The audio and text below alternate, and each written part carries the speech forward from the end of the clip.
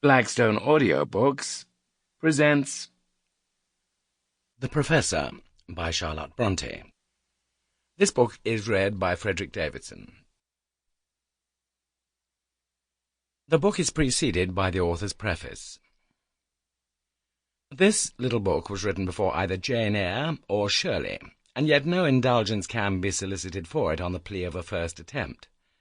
A first attempt it certainly was not, as the pen which wrote it had been previously worn down a good deal in a practice of some years. I had not indeed published anything before I commenced The Professor, but in many a crude effort destroyed almost as soon as I composed, I'd got over any such taste as I might once have had for the ornamented and redundant in composition, and had come to prefer what was plain and homely.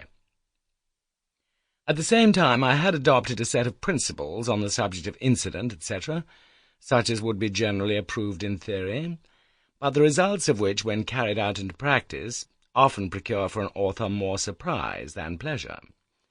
I said to myself that my hero should work his way through life as I had seen real, living men work theirs, that he should never get a shilling he had not earned, that no sudden turns should lift him in a moment to wealth and high station, that whatever small competency he might gain should be won by the sweat of his brow, that before he could find so much as an arbour to sit down in, he should master at least half the ascent of the hill of difficulty, that he should not even marry a beautiful nor a rich wife, nor a lady of rank. As Adam's son he should share Adam's doom, labour throughout life, and a mixed and moderate cup of enjoyment.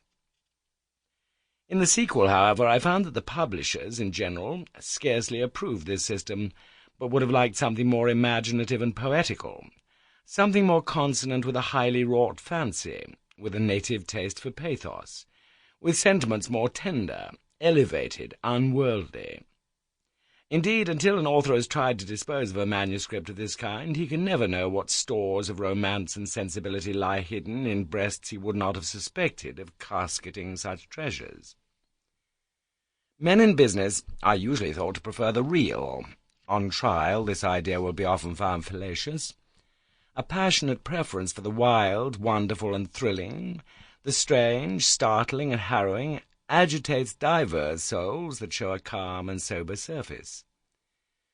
Such being the case, the reader will comprehend that to have reached him in the form of a printed book, this brief narrative must have gone through some struggles, which indeed it has, and after all its worst struggle and strongest ordeal is yet to come.